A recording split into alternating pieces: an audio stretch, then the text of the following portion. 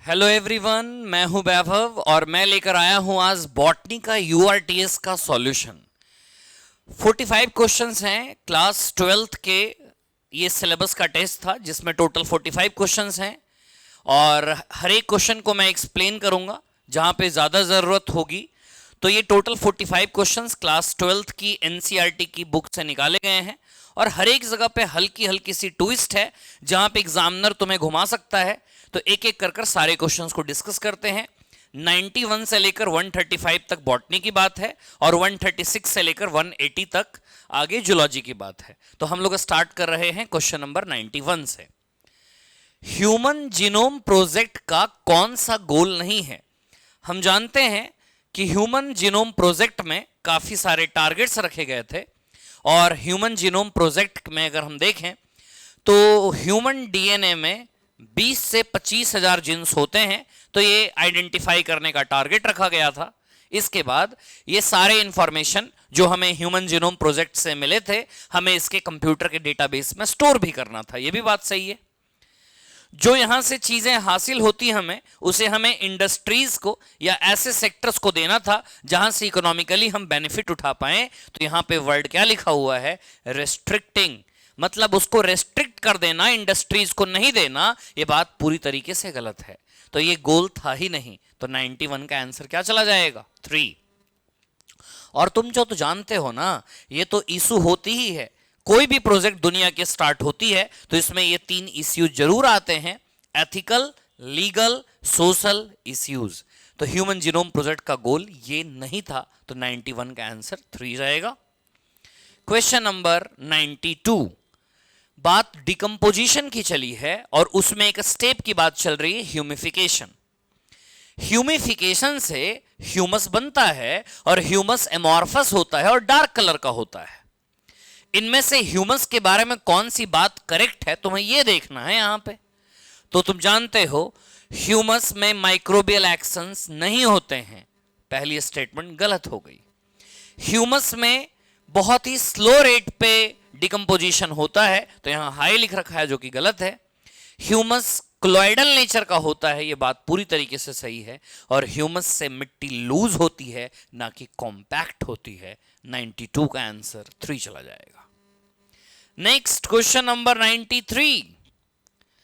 बोला है कि एमआरएनए का एक सीक्वेंस दिया हुआ है, हमें उसको ऑल्टरनेट करने का मन है। हमें टोटल 6 नाइट्रोजन बेस को इसमें इंट्रोड्यूस करना है। एक बात बताओ, अगर 3 नाइट्रोजन बेस को इंट्रोड्यूस करते हैं इसका मतलब एक कोडॉन होता है और एक कोडॉन से एक अमीनो एसिड कोड होती है। तो बताओ अगर 6 नाइट्रोजन बेस हैं तो 2 कोडॉन हो गए, टोटल 2 अमीनो एसिड में चेंज आएगा। प्रोटीन की जितनी लंबी अमीनो एसिड्स रही हो, अगर 6 नाइट्रोजन बेस को अगर तुम इंसर्ट करते हो तो टोटल 2 अमीनो एसिड जो पॉलीपेप्टाइड चेन में बनने वाला है उसमें चेंज तुम्हें देखने को मिलेगा। तो 93 का आंसर 1। Question number 94। ये डायग्राम है sexual reproduction in flowering plants के एनाट्रोपस ओव्यूल का, जो कि दुनिया की 80% प्लांट फैमिलीज में मिलती है। 180 डिग्री पे इसका ओरिएंटेशन होता है।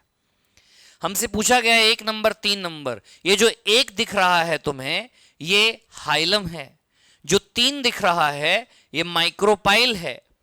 फिर क्या पूछा है? 5। जो 5 दिख रहा है ये आउटर इंटीग्यूमेंट है और जो 7 दिख रहा है ये न्यूसेलस है और जो 9 दिख रहा है ये चैलेजल है। याद करो, ऊपर में माइक्रोपाइल, नीचे में चैलेजल। पता करो एक फ्यूनिकल है क्या? नहीं। एक तो हाइलम है, 3 तो माइक्रोपाइल। ठीक है, 5 नंबर चेक करो। 5 आउटर इंटीग्यूमेंट है। आंसर चला जाएगा 3 क्योंकि यहां पे आउटर इंटीग्यूमेंट की बात चल रही है। 94 का answer 3। Question number 95।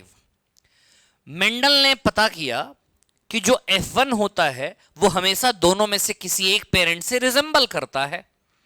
Capital T small T 2 parents ले लिया जो कि प्योर हैं और यहां F1 जनरेशन आया। ये भी टॉल है, ये भी टॉल है। बताओ कैपिटल टी स्मॉल टी में किसकी चली? कैपिटल टी की।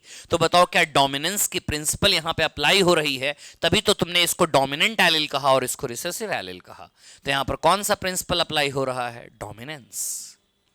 Question number 96। जूफिलस फ्लावर हम ऐसे फ्लावर्स को जूफिलस फ्लावर कहते हैं जिनमें पॉलिनेशन किसी बायोटिक एजेंट से होता है या कहो तो इंसेक्ट से होता है।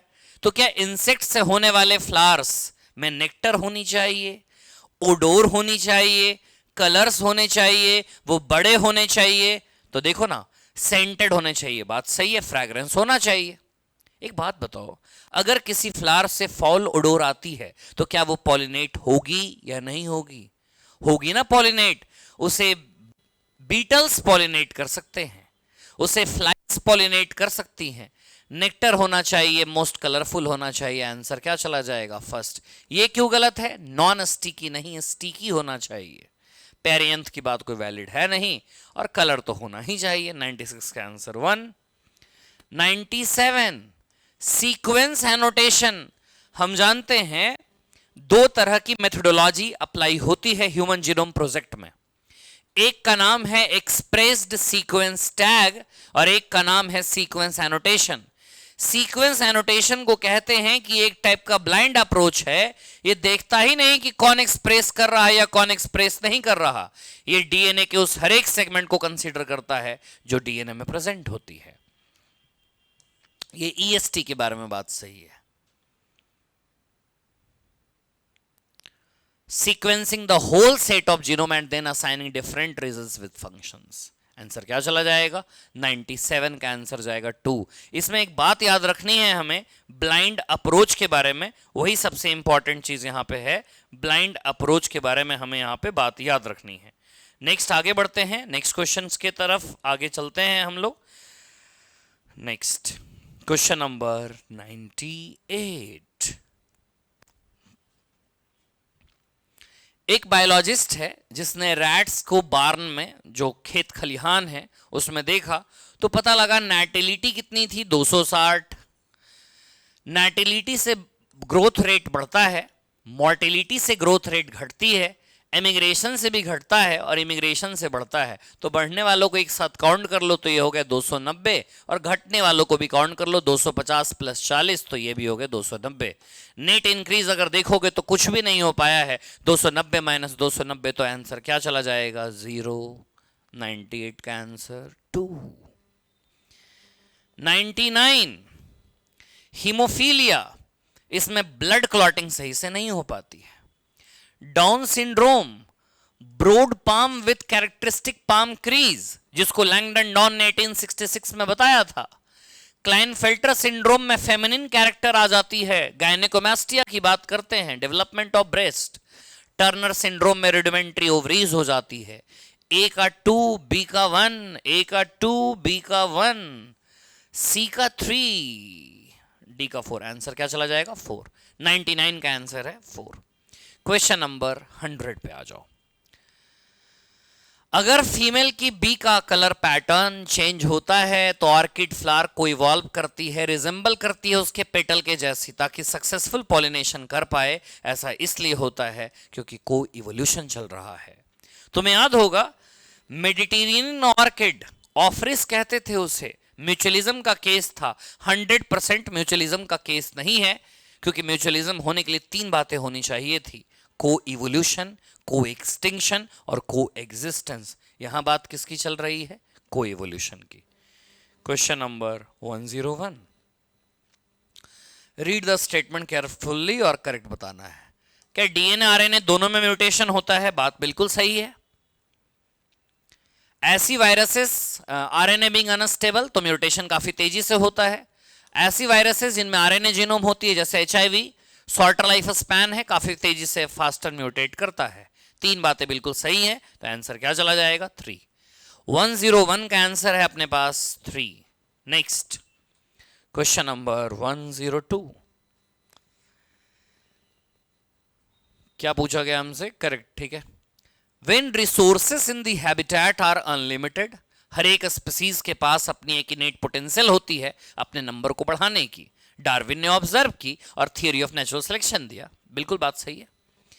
Any species growing exponentially under unlimited resource condition achieve limited population। नहीं, अगर स्पीसीज अनलिमिटेड रिसोर्सेस के साथ ग्रो कर रही है तो लिमिटेड पॉपुलेशन नहीं होगी, अनलिमिटेड पॉपुलेशन होगी। असर्शन सही है, रीजन रॉन्ग है। 102 का आंसर 3। सबका आ रहा है, बहुत बढ़िया। नेक्स्ट क्वेश्चन, सिंगैमी और ट्रिपल फ्यूजन को मिलाकर हम डबल फर्टिलाइजेशन कहते हैं। सेंट्रल सेल बाद में इंडोस्पर्मिक सेल बन जाता है। ठीक है, एक बार मैच करते हैं। पहले तो डबल फर्टिलाइजेशन बोलते हैं, एक से ही मिल गया हमें। बी में पैक प्राइमरी इंडोस्पर्म सेल, ठीक है। सी में इंडोस्पर्म, ठीक है। और जाइगोट बनेगा एम्ब्रियो में, बिल्कुल सही। 103 का आंसर 2। ये बात याद रखना कि syngamy and triple fusion are the characteristic feature of angiosperm, या double fertilization is the unique event in the case of angiosperm. 104, जितनी भी बातें दी गई हैं, पूछा गया है हमसे कि ये सारी बातें किसको फेवर कर रही हैं। फ्लावर का बाइसेक्शुअल होना, एंथर और स्टिग्मा का एक टाइम पे मैच्योर होना, दोनों का साथ साथ रहना, फ्लावर का पूरी तरीके से बंद रहना, और इस तरीके से बर्ड में ही मैच्योरिटी आ जानी, ये सारी बातें ऑटोगैमी को सपोर्ट कर रही हैं, मतलब सेल्फ पॉलिनेशन को सपोर्ट कर रही हैं। क्रॉस पॉलिनेशन के लिए भी कॉन्ट्रीवेंसेस होती हैं। क्रॉस पॉलिनेशन के लिए प्रोडक्शन ऑफ यूनिसेक्सुअल फ्लावर्स होने चाहिए, सेल्फ इनकॉम्पेटिबिलिटी होना चाहिए, जो मैचुरेशन टाइम है वो डिफरेंट होना चाहिए, जो पोजीशंस भी हैं वो भी डिफरेंट होने चाहिए। ये कॉन्ट्रीवेंसेस थी क्रॉस पॉलिनेशन मतलब जीनोगैमी के रिगार्डिंग, और यहां पे ये ऑटोगैमी के रिगार्डिंग बात चल रही है। 105 एथिकल आर्गुमेंट से रिलेटेड पूछा है। जब हम लोग पढ़ते हैं ब्रॉडली यूटिलिटेरियन, नैरोली यूटिलिटेरियन, उसी में एक आती है एथिकल आर्गुमेंट। एथिकल में तो देखो भाई, जिसके साथ हम प्लैनेट शेयर कर रहे हैं ना, तो हमें उनको बचाना चाहिए, बात बिल्कुल सही है। हर एक स्पीसीज जो अर्थ पे प्रेजेंट है उसमें एक इंट्रिंसिक वैल्यू छुपी है। हमारी मोरल ड्यूटी बनती है कि हम अपनी बायोलॉजिकल लेगेसी को फ्यूचर जनरेशंस को आगे की तरफ पास करें। तो इसमें सारी बातें यहां पे सही हैं। All these statements are correct. 105 का आंसर 4।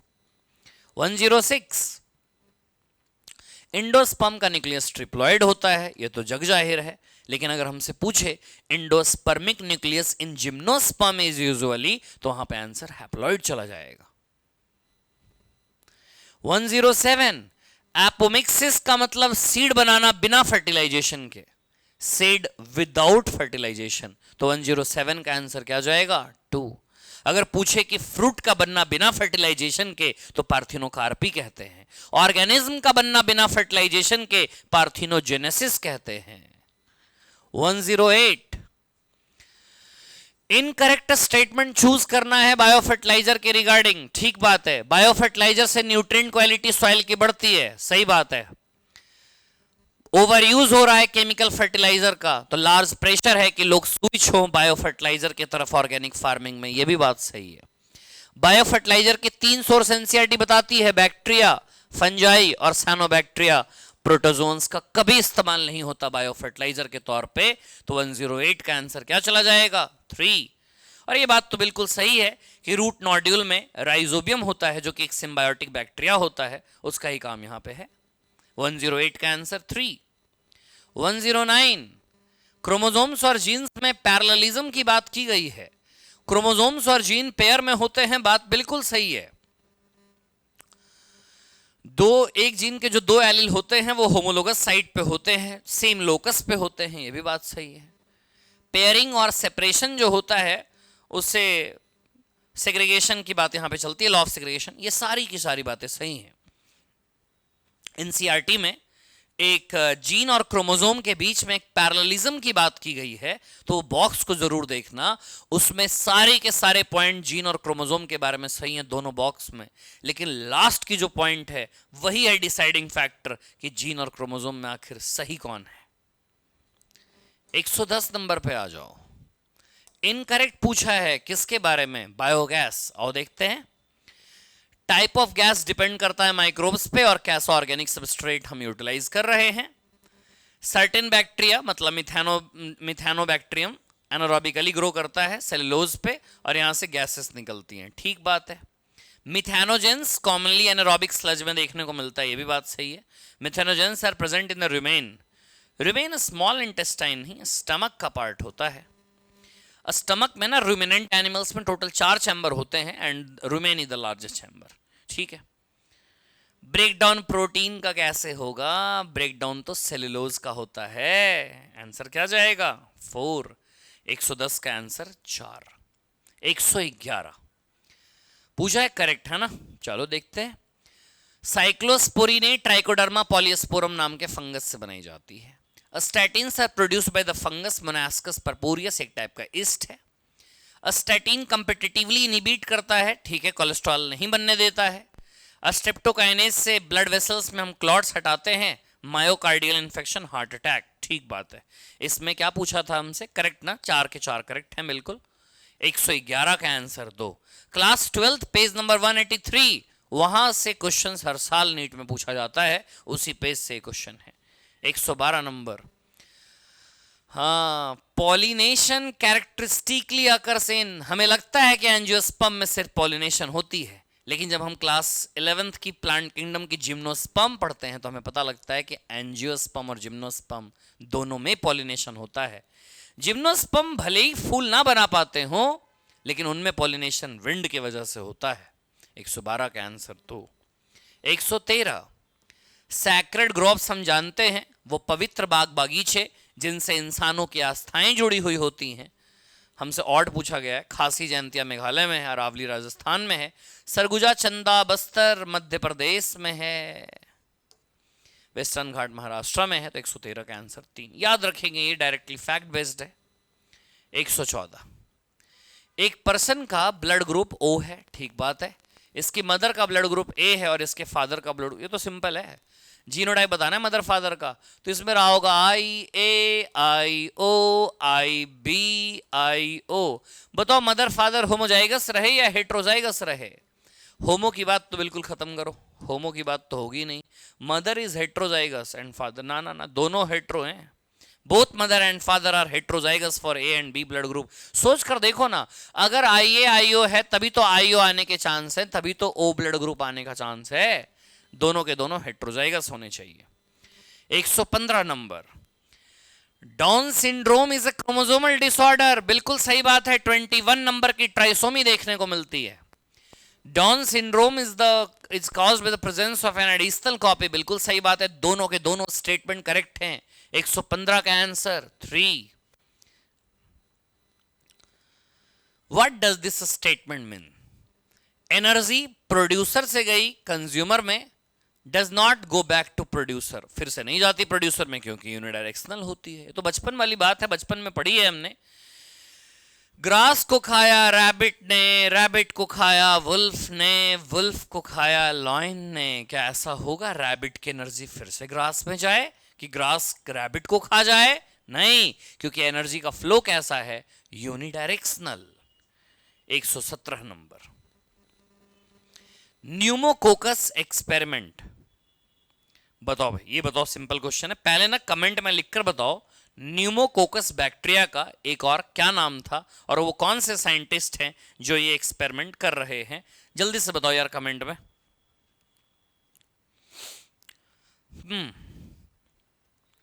नाम क्या था? न्यूमोकोकस, स्ट्रेप्टोकोकस, डिप्लोकोकस, ये सब उसी बैक्टीरिया के नाम हैं। साइंटिस्ट 1928 में फ्रेडरिक ग्रिफिथ थे, जिन्होंने प्रूव किया था डीएनए ही जेनेटिक मटेरियल है। पूरी तरीके से प्रूव नहीं कर पाए थे। इसी चीज को आगे एवरी मैक्लोइड एंड मैकार्टी ने 1933 टू 1944 में किया। फिर 1952 में जाकर एल्फ्रेड हर्शे और मार्था चेज ने अनइक्विवोकल प्रूफ दिया कि डीएनए ही जेनेटिक मटेरियल है। 118, पॉलीजिन्स कहने का मतलब क्या? जो जिन्स बहुत सारी क्वांटिटी में मिलकर डिसाइड करने का काम कर रहे हैं। क्वालिटी की बात नहीं होगी, क्वांटिटी की बात होगी। पॉलीजिन्स, पॉलीजेनिक इनहेरिटेंस की बात करते हैं, जैसे स्किन कलर की बात करते हैं, ह्यूमन हाइट की बात करते हैं। 2 स्टेटमेंट है यार, है ना? ठीक है।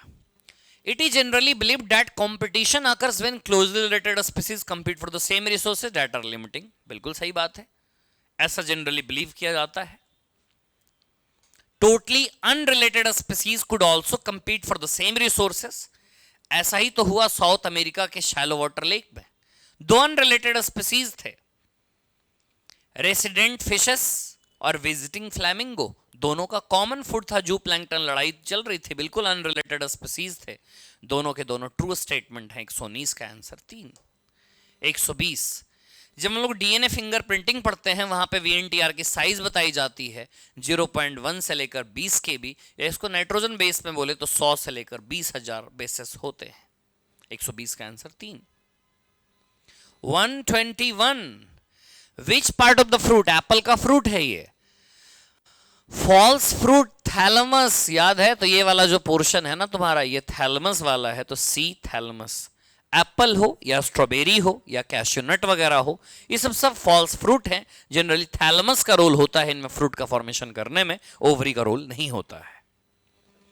122, क्रॉस कराना है इसके बीच में, तो अगर क्रॉस कराओगे तो इसमें क्या बनेगा, क्रॉस कराकर देखो, capital A small a capital B capital B, small a capital B. बताओ यहां से जो गैमेट्स बनेंगे, बताया था fork line method, capital A small a, यहां पे capital B small a capital B. Cross कराओगे अगर तुम तो क्या बनेगा, capital A small a capital B small a capital B. बताओ ये भी एक बना, ये भी एक बना, सिंपल। आंसर क्या जाएगा 1। 122 का आंसर 1 जाएगा।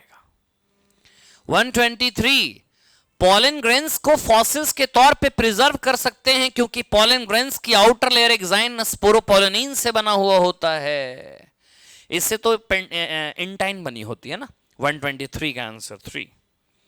124, डिकम्पोजिशन के बारे में कौन सी स्टेटमेंट इनकरेक्ट है, ठीक बात है। डिकम्पोजिशन में decomposer break down complex organic matter into inorganic substances, सही बात है। Colloidal nature humus reservoir of nutrients है। Bacterial and fungal enzyme degrade detritus into simpler inorganic substances, this is called catabolism.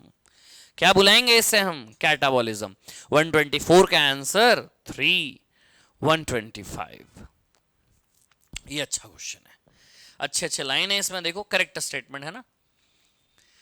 TRNA specific होता है amino acid के लिए, बिल्कुल सही बात है। सेकेंडरी स्ट्रक्चर जो टीआरएनए का होता है वो इन्वर्टेड एल थोड़ी होता है, इन्वर्टेड एल तो नेक्स्ट स्ट्रक्चर है, तो क्लोवर लीफ लाइक होता है, तो बी का आंसर बी गलत है। RNA polymerase is only capable of catalysing, elongation में इनिशिएशन में देखो सिग्मा का भी रोल है और आरएनए पॉलीमरेज का भी है, टर्मिनेशन में रो का रोल है और साथ में आरएनए पॉलीमरेज का, लेकिन इलोंगेशन ही एक ऐसा प्रोसेस है जिसमें अकेले काम करता है, सही बात है। इंसर्शन करो या डिलीशन करो, 3 का करोगे तो कोई दिक्कत नहीं होगा, है ना, कोई दिक्कत नहीं है। टेलिंग में एडेनाइल रेसिड्यू 200 से 300 तो जोड़ते हैं, टेम्पलेट इंडिपेंडेंट मैनर में जोड़ते हैं।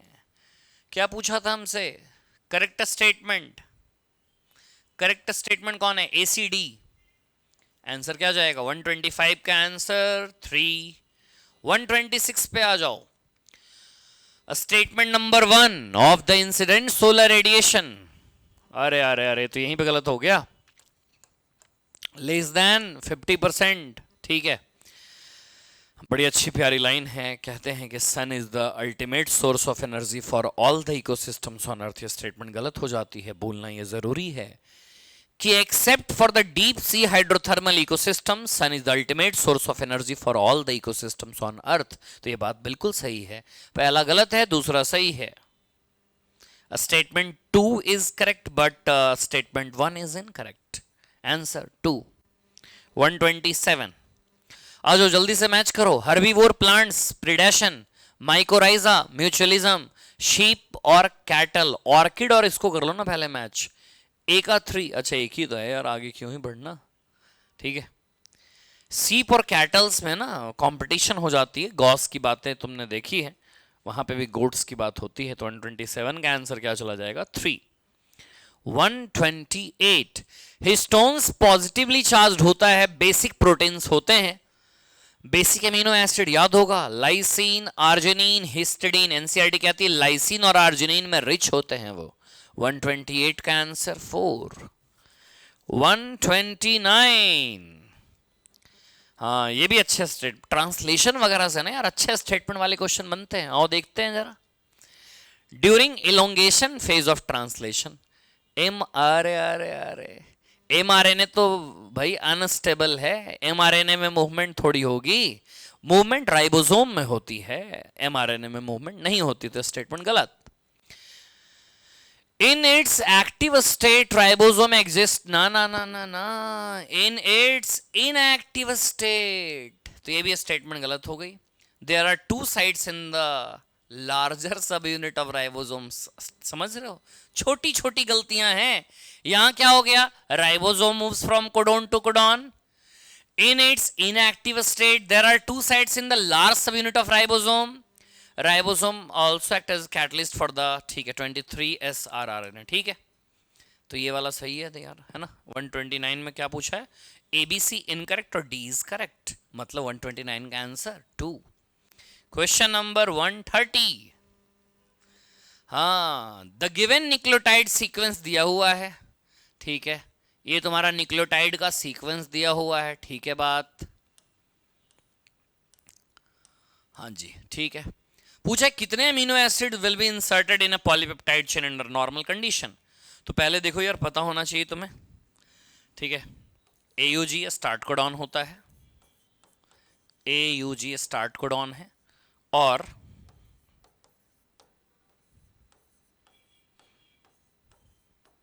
ये तीनों स्टॉप कोडॉन होते हैं, ठीक है, और इसी के बीच में तो तुम जानते हो ट्रांसलेशनल यूनिट होता है, ठीक है, तो यहां से बनेगा, ठीक है, यहां से बनेगा, ठीक है, यहां से बनेगा, ठीक है, यहां से बनेगा, UGA से बनेगा क्या, नहीं, ये तो स्टॉप कोडॉन है।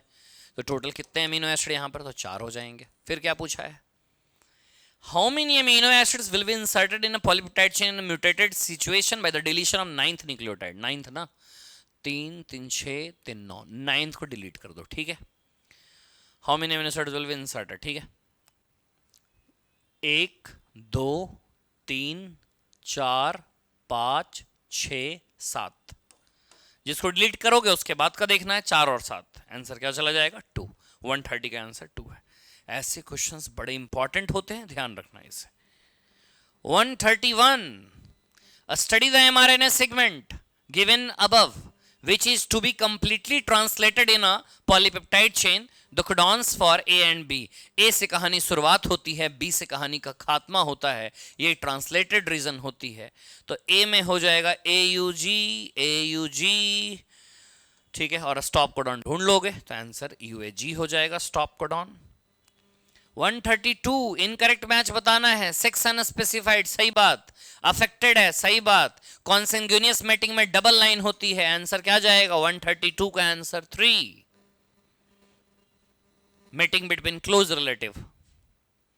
It is possible to store pollen grain, ठीक है, लिक्विड नाइट्रोजन में रखते हैं यार, -196 डिग्री सेल्सियस केल्विन में नहीं होता, 133 का आंसर 3।